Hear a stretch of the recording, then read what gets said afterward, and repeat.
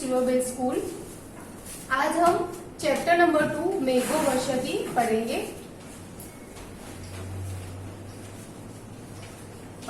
मेघो वर्षति प्रवहति नीरम, बारिश आती है और पानी बहता है।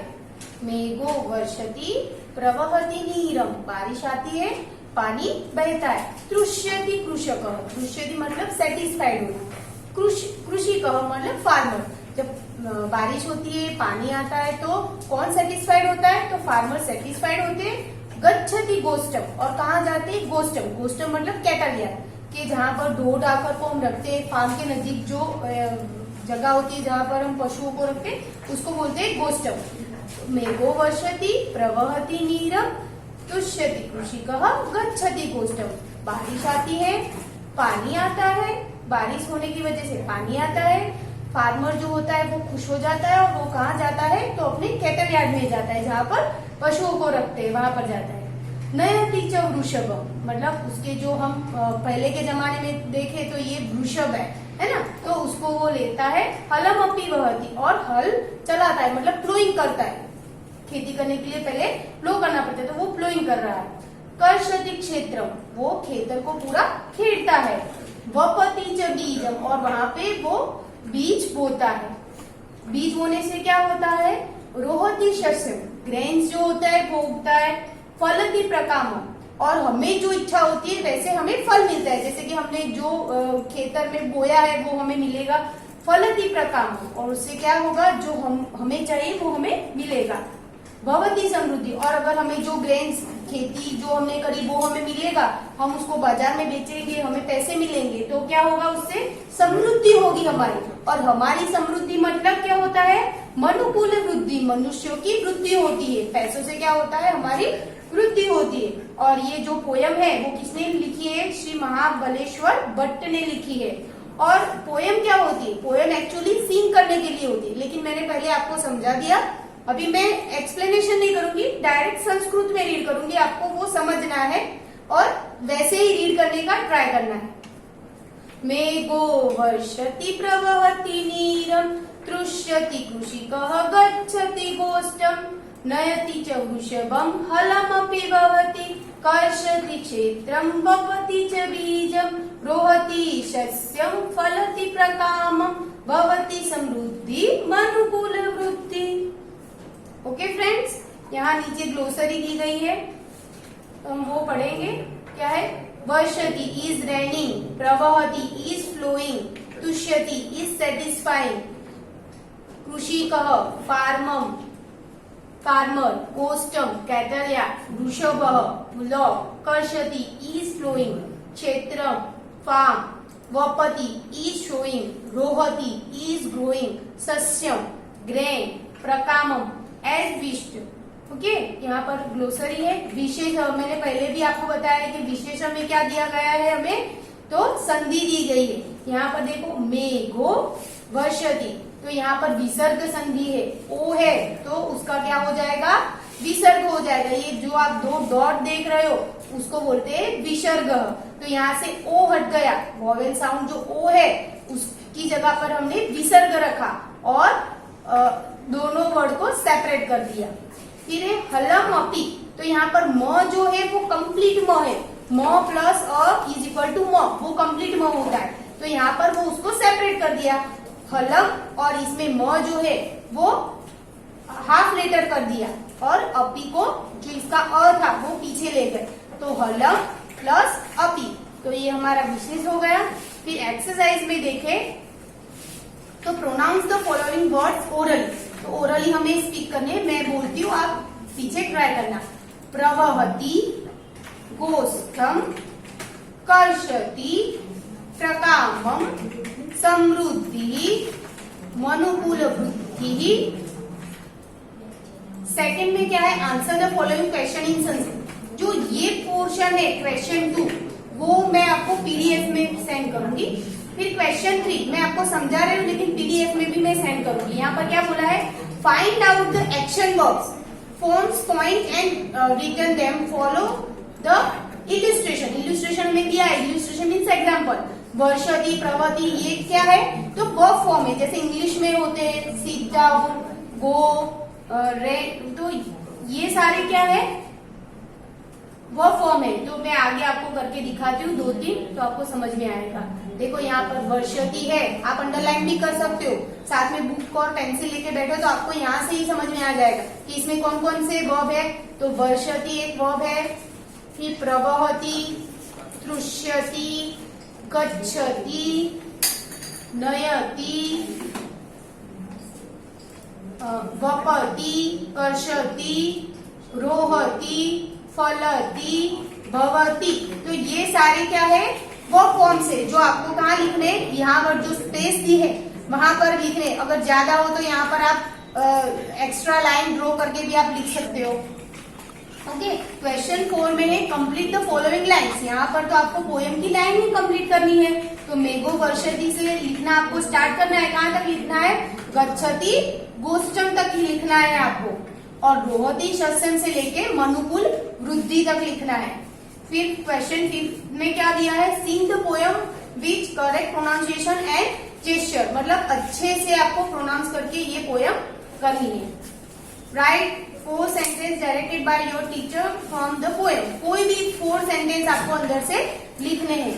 तो यहाँ पर हमारा चैप्टर 2 कंप्लीट होता है। और यहाँ पर मैं आपको एक्सप्लेन करने जा रही हूँ चैप्टर नंबर 3। तो चैप्टर नंबर 3 का नाम क्या है? कोरुकः। कोरुकः मीन्स हु इज हेल्दी, कौन स्वस्थ है। Hello students, myself Paresha Acharya from Silverville School. Today we are going to understand standard 7 subject Sanskrit, और उसमें जो चैप्टर 3 है उसका नाम है कोरुकः। कोरुकः का मीनिंग होता है कि हु इज हेल्दी, कौन स्वस्थ है।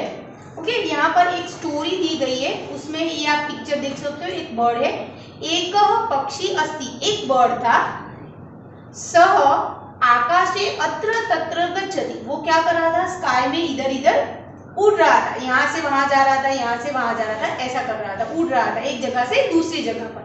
सह पुनः पुनः, पुनः पुनः मीन्स अगेन एंड अगेन, सह पुनः पुनः वदति कोरुकः, वो बार बार एक ही क्वेश्चन रिपीट कर रहा था कि who is healthy, who is healthy, कौन स्वस्थ है, कौन स्वस्थ है।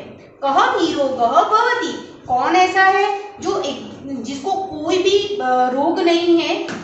कह निरोगः भवति, कौन स्वस्थ रह सकता है। पक्षी द्वारम द्वारम अटति, वो जो बर्ड था वो क्या करता था? एक दरवाजे से दूसरे दरवाजे, मतलब एक एक घर पे जाके वो घूमता था। एकमेव प्रश्न पूछति, और बार बार एक ही क्वेश्चन वो सबको पूछता था। जनाः उपहासं कुर्वन्ति, लेकिन लोग जो थे, पीपल थे, वो क्या कर रहे थे? लाफ ऑन हिम, उसके ऊपर हंस रहे थे। ओ अपि उत्तरम न ददाति, नोबडी गिव्स द आंसर, कोई आंसर नहीं दे रहा था, सब उस पे क्या कर रहे थे? हंस रहे थे। पक्षी निराशः भवति, वो बहुत ही दुखी हो गया, क्योंकि उसके पास एक क्वेश्चन था और कोई उसका आंसर नहीं दे रहा था, तो वो क्या हो गया? निराश हो गया। सः वनम गच्छति, तो फिर वो कहाँ चला गया? वन में चला गया। वृक्षे उपविशति च, और कहाँ जाके बैठा? वृक्षे, तो वृक्ष के ऊपर जाके बैठ गया। वृक्षस्य अधः, मतलब ट्री के नीचे, झाड़ के नीचे कौन था? वैदर्षि वाग्भट्ट अस्ति, जिस वृक्ष पे वो जाके बैठा था उसी वृक्ष के नीचे वैदर्षि वाग्भट्ट बैठे थे, वो एक ऋषि थे। पक्षी पुनः वदति, और वहां बैठ के उसने वापस वो क्वेश्चन रिपीट करा। कोरुकः कोरुकः इति, क्या बोला? कि कौन हेल्दी है, कौन निरोगी है। वाग्भट्ट शृणोति, और इसका ये जो क्वेश्चन था वो जो ऋषि बैठे थे उन्होंने सुन लिया। सह वदति, और ऋषि ने बोला, हीतभूकः मीतभूकः ऋतुभूकः इति, जो हीतभूक है, मीतभूक है, ऋतुभूक इति, वो लोग जो है वो कैसा, वो पर्सन कैसा होता है? हेल्दी होता है। और इसका मीनिंग नीचे दिया है, अर्थ इति अर्थ, इसका अर्थ क्या है? यह हितकारी भोजनम करोति, जो हेल्थ के लिए अच्छा होता है। हितकारी मतलब क्या हुआ? जो हेल्थ के लिए अच्छा होता है, ऐसा जो भोजन करता है वो निरोगी होता है। यह मीतम भोजनम करोति, मीतम भोजनम मीन्स क्या होता है? क्वांटिटी, है ना। हम बोलते हैं कि जितनी भूख हो उससे कम खाना चाहिए, मतलब क्वांटिटी में खाना चाहिए, जो चीज पसंद है वो ज्यादा खा ली, ऐसा नहीं, हमें लिमिट में फूड लेना चाहिए। तो हितभूख का मतलब क्या है कि हमारे स्वास्थ्य के अनुरूप लेना चाहिए। अच्छी चीज होती है लेकिन वो भी ज्यादा खानी नहीं चाहिए, वो भी एक क्वांटिटी में खानी चाहिए, तो क्वांटिटी के अनुरूप जो खाता है। और लास्ट में क्या बोला है, यह ऋतु अनुसारम भोजनम करोति। जैसे कि हर एक, हमें पता है कि हर सीजन में फ्रूट्स अलग आते हैं, ग्रेन्स अलग आते हैं। जैसे विंटर, वैसे नॉर्मली हम क्या खाते हैं, व्हीट गेहूं की रोटी खाते हैं, लेकिन विंटर आता है तो हम क्या खाते हैं, बाजरे की रोटी खाते हैं ना। तो वैसे ऋतु अनुसार जो सीजन के अकॉर्डिंग जो फ्रूट्स आते हैं, ग्रेन्स आते हैं, अगर वो हम खाएंगे और जो ये तीनों चीजों का फॉलो करता है, सह एव निरोगी भवति इति, वो ही पर्सन क्या रह सकता है, हेल्दी, और वो ही पर्सन क्या है, निरोगी, वो ही पर्सन क्या है, स्वस्थ है। मतलब क्या कि जो स्वास्थ्य के अनुरूप, मतलब स्वास्थ्य के अनुरूप मतलब क्या, तो ठंडा खाना नहीं खाना चाहिए, हेल्दी गर्म फूड खाना चाहिए, जंक फूड नहीं खाना चाहिए, घर का खाना चाहिए। तो वो क्या हुआ, हीट भूख। मीट भूख मीन्स क्वांटिटी, उसकी क्वांटिटी भी, चलो रोटी अच्छी है, सब्जी अच्छी है, घर की है, तो इसका मतलब ये नहीं कि हम ज्यादा खा लें, है ना। तो वो मीट भूख। और ऋतु अनुसार मतलब जो सीजन चले, जैसे कि समर में मैंगो आती है तो हम मैंगो खा दे, लेकिन हमें पता है कि बारिश हो जाने के बाद मैंगो नहीं खानी चाहिए, it's not good for our health. तो वो क्या हुआ, ऋतु अनुसार। और ये आंसर मिलने के बाद क्या हुआ, संतुष्ट। हमें कोई क्वेश्चन हो हमारे माइंड में, हमें आंसर मिल जाए तो हम खुश हो जाएंगे ना। वैसे पक्षी जो था वो संतुष्ट हो गया, संतुष्ट पक्षी ऋषि समीपम आगच्छति, satisfied birds goes to near rishi. वो क्या हुआ, जो संतुष्ट था पक्षी वो कहाँ गया, ऋषि के पास गया। सह ऋषि नमति, और ऋषि को क्या करा, वंदन करा। अनंतरम स्वस्थानम गच्छति, और वापस वो अपनी जगह पर चला गया। ओके फ्रेंड्स, यहाँ पर ये पूरी स्टोरी है, वो बैलेंस डाइट हम बोलते हैं, उसके रिलेटेड ही है कि हमें क्या करना चाहिए, किससे हम हेल्दी रह सकते हैं। तो यहाँ पर ग्लोसरी दी है, तो हम थोड़ा वो देख लेंगे। पूरुकः, कह अरुकः, हु इज हेल्दी। अटति मीन्स मूव्स। उपहासम फन करना। वैदर्ची मीन्स डॉक्टर। हितभूक, one that takes balance meal. मीतभूक, one who takes meals in proper quantity. ऋतुभूक, one who takes meals according to season. स्वस्थानम, एट वंस ऑन प्लेस। स्वस्थानम मतलब हमारी जो खुद की जगह होती है वो। फिर विशेष, इसमें संधि दी है। पोरुकः, देखो ये अंग दिया गया है तो इसका विसर्ग कर दिया है और इसमें से अ सेपरेट करा है, तो कह अरुकः। कोअपि में ये जो है विसर्ग वापस उसका क्या बना दिया, अ बना दिया है, विसर्ग बनाया। और ये जो ओ है उसका क्या हो गया, अ, क्योंकि ओ क्या होता है, ये जो विसर्ग है वो ओ बन जाता है और उसमें से अ सेपरेट हो जाता है, तो कह अपि। तो को अपि का क्या होगा, कह अपि। Let's see exercise. एक्सरसाइज में क्या है, pronounce the following words orally. Orally हमें ये बोलना है, वैदर्शी, शृणोति, हीतभूक, ऋतुभूक, अनंतरम, स्वस्थानम, कोरुकः। सेकेंड है, answer the following question based on the the lesson, content the lesson in Sanskrit. Sanskrit में हमें आंसर देने। ये जो क्वेश्चन नंबर 2 है वो मैं आपको पीडीएफ में सेंड करूंगी। थर्ड वन है, find out the action verbs from the unit. तो एक्शन वर्ब मैंने आगे के चैप्टर में भी आपको समझाया। Then write them in blanks, और यहाँ पर आपको वो लिखने। फॉलो द इल्यूस्ट्रेशन, ये इल्यूस्ट्रेशन एग्जांपल जो दिया है गच्छति, तो मैं आपको ढूंढ के समझा देती हूँ इधर, तो और आपको वो अंडरलाइन कर देना तो आपको इजीली समझ में आ जाएगा। तो इसमें कौन कौन से वर्ब है, देखो एक तो अस्ति है, गच्छति, अटति मतलब घूमना, अटति, पुच्छति मतलब आस्किंग करना, ददाति गिव, भवति बीइंग, ये गच्छति है मतलब जाना, उपविशति मतलब सिट डाउन बैठ जाना, फिर अस्ति है, और वदति मीन स्पीकिंग, करोति मतलब डूइंग, करोति है इधर वापस, और गच्छति मतलब जाना, गोइंग। तो ये सारे क्या है, वर्ब फॉर्म्स है। क्या है, वर्ब फॉर्म्स। तो यहाँ पर देखो स्पेस दी गई है, तो आपको ये इधर लिखने हैं। ये एक्सरसाइज नंबर 4 है, मैं आपको यहाँ पर एक्सप्लेन कर देती हूँ। देखो क्या है, follow the illustration and frame sentences. हमें सेंटेंस बनाने, और यहाँ पर उदाहरण दिया हुआ है कि भिक्षु कह ब्लैंक गच्छति। तो यहाँ पर देखो गृहम हलंत म है, उसका क्या कर दिया है, यहाँ पर आंसर में अनुस्वार कर दिया है। क्या कर दिया है, अनुस्वार, और 2 टाइम रिपीट करा है, गृहम गृहम।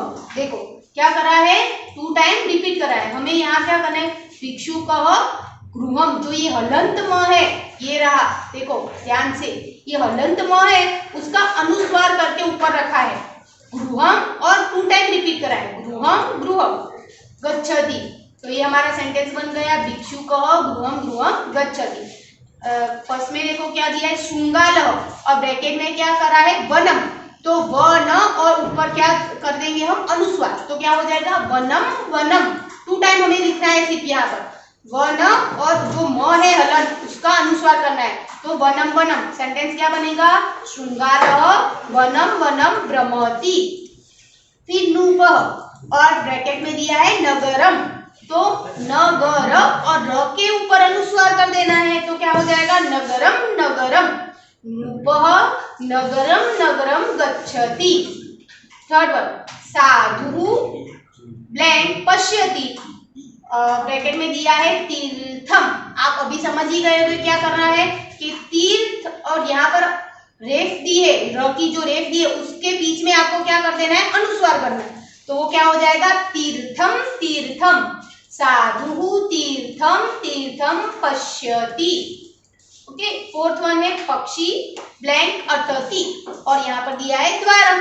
तो हमें क्या करना है, पक्षी, र के ऊपर अनुस्वार हो जाएगा, सिर्फ बिंदी हम जो बोलते हैं कुछ लोगों को समझ में नहीं आएगा, अनुस्वार मीन्स बिंदी। तो द्वारम द्वारम अटति, पक्षी द्वारम द्वारम अटति। ओके, क्वेश्चन 5 है, follow the illustration and frame sentences. देखो ये सारे ग्रामर बेस्ड है, सारी एक्सरसाइज ग्रामर बेस्ड है, जो अभी आपको सिंपल लग रही है, लेकिन आगे जाके ये आपको बहुत ही काम आएगी, क्योंकि इसमें सारी विभक्ति है ना। तो देखो यहाँ पर क्या है, उदाहरण, पक्षी ब्लैंक गच्छति ब्लैंक उपविशति च। ब्रैकेट में 2 वर्ड्स दिए हैं, एक वनम है और एक वृक्ष है। तो कोई भी पर्सन कोई जगह पे 2 वर्ड्स जाता है, तो वहां पे द्वितीय ऑब्जेक्टिव विभक्ति आती है ना। तो उसको द्वितीय विभक्ति बोलते हैं संस्कृत में। तो उसमें क्या होता है, ऊपर अनुस्वार लगता है म। तो यहाँ पर फर्स्ट जो वर्ड दिया है वनम, तो वहां पर मैं द्वितीय विभक्ति यूज करनी है। उसमें क्या होगा कि जो म है हलन, उसको अनुस्वार कर देना है। और उपविशति, कोई जगह पर हम बैठते हैं, है ना, तो वहां पर सप्तमी विभक्ति आती है, लोकेटिव केस। ओके, तो ये जो सेकेंड वर्ड है उसमें लोकेटिव केस आएगा, तो वो सप्तमी विभक्ति में क्या आएगा कि ऊपर वृक्षे हो जाएगा, कि कहीं पर बैठते हैं तो वृक्षे। तो वहां पर सप्तमी, सब में एक जैसा ही होगा। यहाँ पर आसन, आसने, आसन दे, फिर यहाँ पर पूजा स्थाने, वृक्ष तले, ऐसे बहुत ही सिंपल है। लेकिन एक बार मैं फिर से आपको समझा रही हूँ। यहाँ पर द्वितीय विभक्ति, यहाँ पर सप्तमी। क्या करना है, सिर्फ वर्ड में यहाँ पर द्वितीय में म जो हलंत है उसको अनुस्वार करना है, और यहाँ पर वृक्षे ऊपर मात्रा लगानी है। तो बना रही हूँ, छात्रः शालां गच्छति आसने उपविशति च। छात्रः शालां गच्छति आसने उपविशति च। सेकेंड, अधिकारी कार्यालयं गच्छति, अधिकारी कार्यालयं गच्छति आसन्दे उपविशति च, आसन्दे उपविशति च।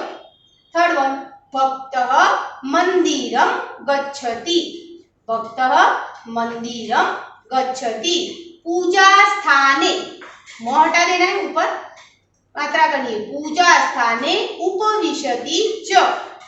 सिंहः वनं गच्छति वृक्ष तले उपविशति च, सिंहः वनं गच्छति वृक्ष तले मतलब वृक्ष के नीचे, उपविशति च।